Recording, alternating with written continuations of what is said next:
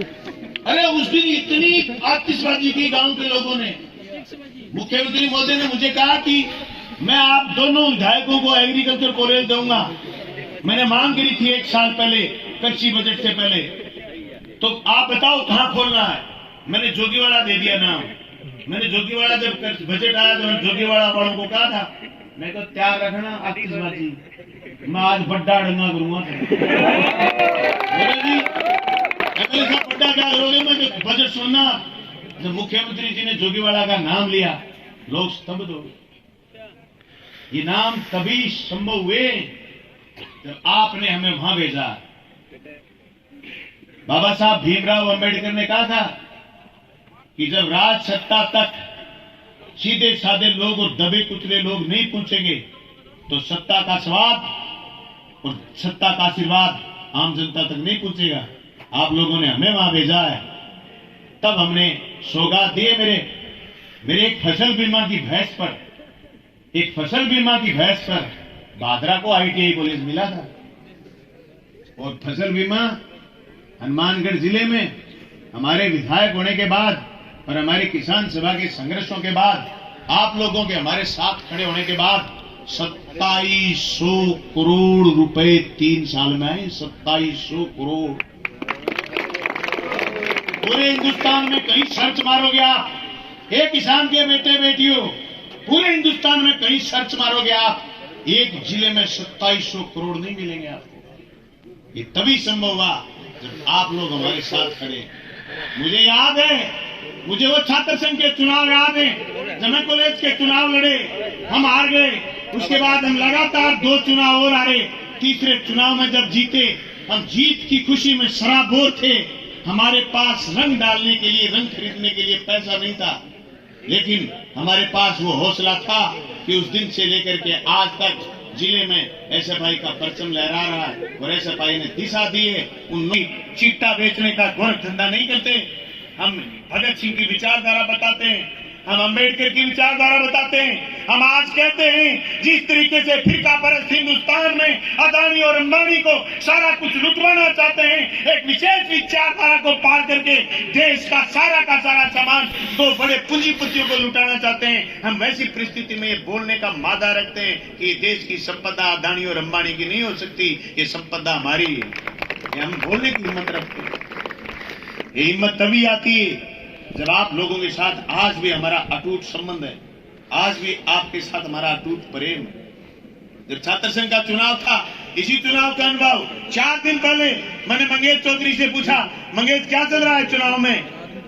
पहला चुनाव ऐसा था जिसमें मैं यहाँ था नहीं, मैं जयपुर रहा। मैं क्या चल रहा है मंगेश? बोले भाई साहब लगे हुए। मैंने इस मंगेश को कहा ढील में मत छोड़ देना।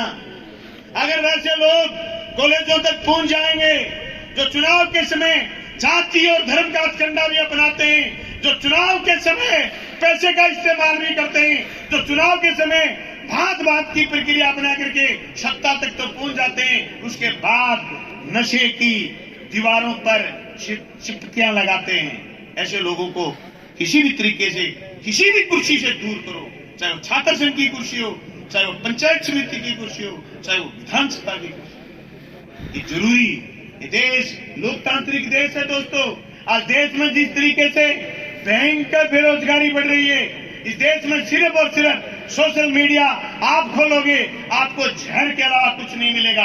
जाति का जहर, धर्म का जहर, जिस तरीके से जाति और धर्म की चाशनी में डबो करके हमारे हिंदुस्तान के नौजवानों के लिए यूनिवर्सिटियां बंद करी हैं, कॉलेजेस बंद करे हैं, UGC को खत्म कर दिया।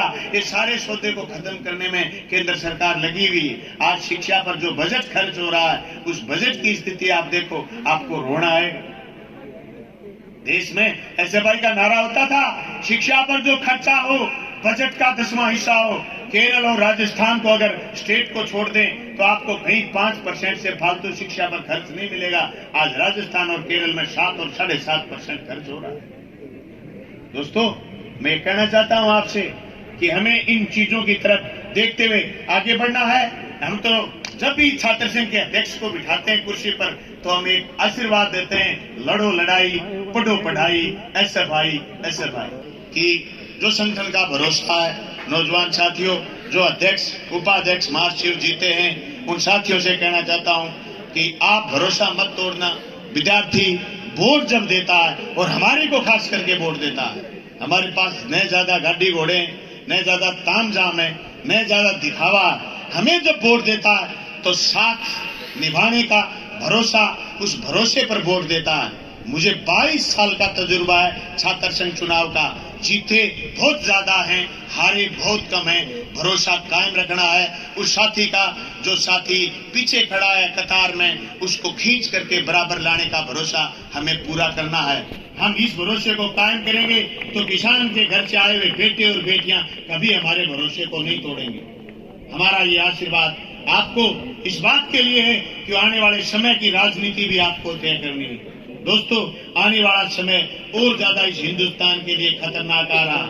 मैं कह रहा हूं आपको, आज कह रहा हूं, आप लिख लेना। जो बात मैंने 2020 के 19 नवंबर को राजस्थान की विधानसभा में कही थी कि ये काले कानून आपके देश की जनता मानेगी नहीं। 19 नवंबर 2020 तक कोई बड़ा किसान आंदोलन नहीं था, लेकिन हमारा संघर्षों का तजुर्बा था। हमने मोदी सरकार को ललकारते हुए कहा था। आज मैं फिर आपको आगाह करते हुए कह रहा हूं कि ये देश बहुत विपरीत दौर में जा रहा है। इस देश में अगर ये फिरका परस्त ताकतें, अगर ये सांप्रदायिक ताकतें, यही फासिस्ट ताकतें सत्ता में रही तो आप देखोगे इस देश का संविधान तोड़ मरोड़ करके छोड़ेंगे और इस संविधान में तेजी से अध्यक्षीय प्रणाली लाएंगे जो आपके और हमारे लिए खतरनाक साबित होगी। उसमें सिर्फ और सिर्फ सत्ता का विकेंद्रीकरण होने की बजाय सत्ता एक जगह होगी। जिस तरीके से अगर मैं आपके सामने आज सवाल रख दूं कि आप केंद्र के 5 मंत्रियों का नाम बताओ तो आप 3 मंत्रियों का नाम बता सकते हो,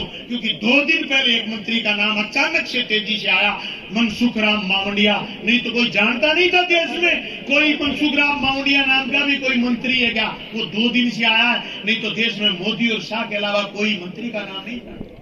मैंने एक दिन एक सभा में कह दिया, अरे क्या बात कर रहे हो, ये देश सिर्फ 2 आदमी चला रहे हैं। अगर इस बात में कोई कमी हो तो 5 मंत्रियों के नाम बता दो, मैं 50,000 रुपए इनाम दूंगा। एक आदमी रिजो 3 चौथो नाम को लिया, मैंने कहा 3 तो हो गया, 30,000 देंगे। मैं 5 को दे गए, मेरे 5 का नाम आना को। ये मौत है हमारी, ये मौत है हमारी। इसीलिए बार बार कहते हैं लोकतंत्र खतरे में। सत्ता का जिस तरीके से सेंट्रलाइजेशन, केंद्रीकरण मोदी और शाह के चारों तरफ हुआ है, इस संविधान के लिए खतरा। आपको इस बात को समझना पड़ेगा। लाइब्रेरी में बैठिए, पढ़िए किताबों को, पढ़िए राजनीति को, देखिए नजदीक से देश और दुनिया की राजनीति, देखिए किस तरीके से सारी संपत्ति इकट्ठी हो रही है। आप अपने गांव में, अपने इलाके में देख लीजिए कि 10 साल में कितने लोग धनवान हुए हैं।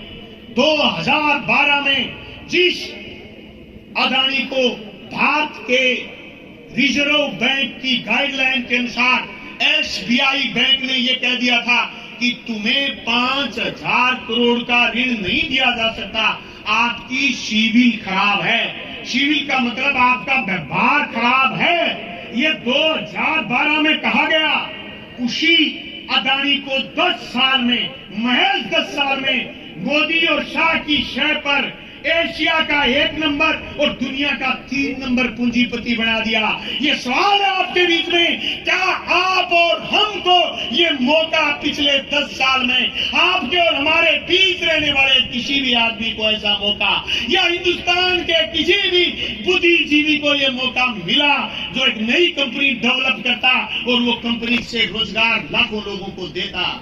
नहीं। तो फिर अदानी ही क्यों, अंबानी ही क्यों? घिरे हैं सवाल से जवाब चाहिए। जवाब अगर है नहीं तो इनकलाब चाहिए। इसी इनकलाब का नारा है हमारा, इसको मजबूत करना है। आपका बहुत बहुत धन्यवाद, शुक्रिया। बहुत बहुत धन्यवाद।